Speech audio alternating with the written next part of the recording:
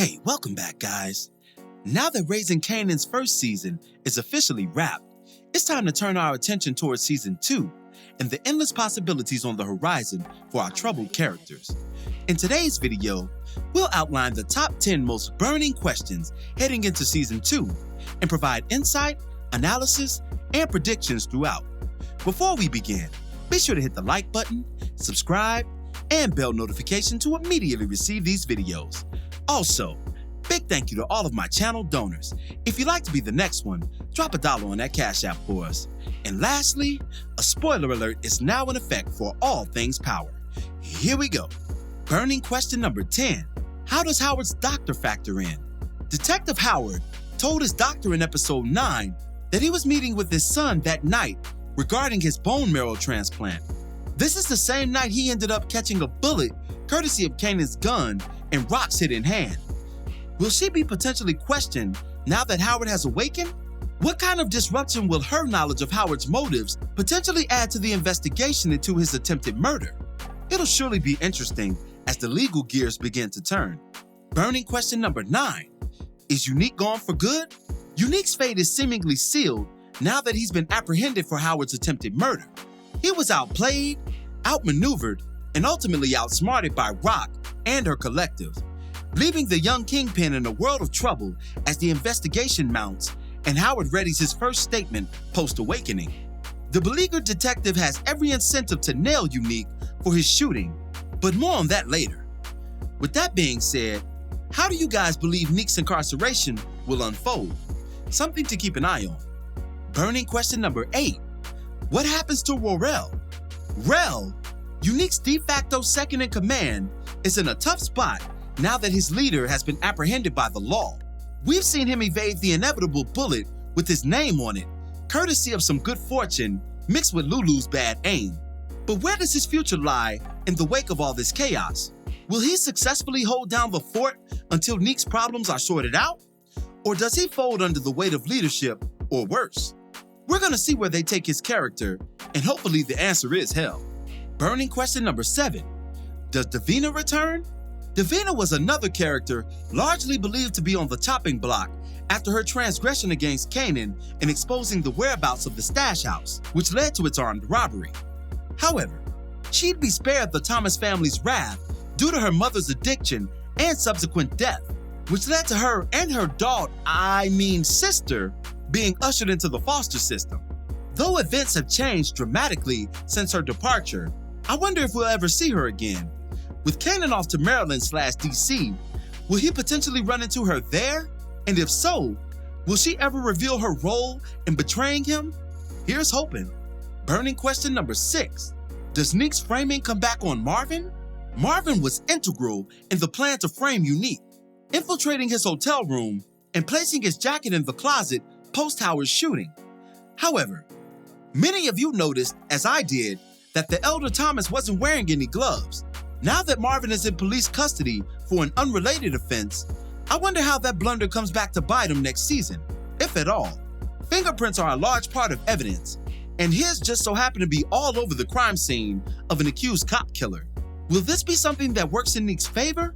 Odds are leaning towards the latter potentially. Burning question number 5. What will Howard say? Detective Howard did awaken at the finale's conclusion. However, his first statements following his attack will have to wait until next season. The cliffhanger offers us a ton of questions as to what he'll say, and most importantly, who he'll blame. Will he blame Unique, going along with Rock's plan in order to procure his bone marrow and subsequent life extension? Or will he go against the Queen Pin? The latter will almost certainly put the nail in his coffin. The only joy he'd receive from such a Pyrrhic victory would be seeing Rock go all the way down before he's in the ground, if he'd ever lived that long, all things considered. Plus, Rock made sure to evade any ties to the heinous act by vicariously committing it through her son, something we'll delve deeper into in the next video. Burning question number 4. Will Lulu eventually turn on Rock? Lulu and Rock have been solid for the most part all season long, but as his interests began to change, so did their relationship. The two siblings are at a critical impasse, one desiring to leave the game and the other dead set on milking it for all it's worth. These oppositional realities are on a collision course, and the outcome could mean ruin not just for them, but the Thomas family at large. But just how will their conflict play out? Will it be blood or excommunication? That's something we'll have to wait and see. Burning question number 3. Will Nicole's parents nail Jukebox for Nicole's death? If we rewind back to the scene with Burke and Nicole's parents, Nicole's mom was determined to see Jukebox answer for her daughter's death. Her father, on the other hand, is more practical and sympathetic in his approach towards the only woman his daughter ever loved. And Juke is going to require his influence to quell the walking storm that is his counterpart. Her threats about enlisting powerful friends who wouldn't, in so many words, let a white family suffer a nigger's ending shouldn't be disregarded as merely a mother's pain spilling over. To the contrary, Juke and the crew should be very aware of the potential dangers arising from a mother's scorn and a family still searching for answers. Burning question number 2. When does Kanan return? At the finale's closing montage, Kanan was shown being escorted out of town by Symphony, fast asleep on his way to Baltimore, Maryland. We know that he does eventually make his way back to New York City, but the question on our minds is, when? There's no way Kanan would be safe so long as Howard's shooting investigation is rampant. But assuming Howard goes along with the unique story, would that get Kay back to NY sooner? Also, Howard still requires Kanan's bone marrow in order to even exist past another season. I'm thinking we see a scenario where Kanan's out of town for the first half of season 2 and makes his way back as Howard's shooting and Neek's fate come to a close. It'll be interesting to see where the writers take it. And burning question number 1. Does Kanan eventually kill Rock? This isn't only the most burning question going into season 2, but arguably for the series at large. Will Kanan eventually kill Rock? It's something I've asked before, much to you guys' chagrin. But after witnessing her unforgivable actions in the finale, who's to say it's off the table? Kanan shooting a cop will always remain with them. Not just emotionally, but legally as well. Rock kept her hands clean in the fiasco, but dirtied up her own sons. Also, keep in mind that Kanan still is unaware of Howard's true relationship to him. How do you think a more seasoned Kanan is going to respond to such treachery once things come full circle? And what if Kanan somehow is forced to answer for what Rock asked him to do against his own father? Remember, Tariq killed Ghost for not taking the weight, the time that came along with killing a cop. Though Howard did live, Kanan was still behind the chaos that consumed the season finale.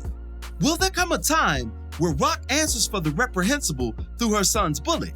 And does that occurrence transform Kanan into that true killer he once outlined for Tariq during their final conversation before his own demise? We shall see, waiting restlessly no doubt. And that'll do it for this one. What are some burning questions you'd like to see resolved in Raising Kanan Season 2? Be sure to drop me your thoughts in the comments below. As always, I thank you for watching today's video. If you liked today's video, go ahead and drop $1 on that Cash App for us, hit the like button, share it with your friends who are Power fans, and subscribe for more content such as this. This is Rudy P. Magic of Rudy P. Magic Beats, and have a blessed one until the next one. Peace, y'all.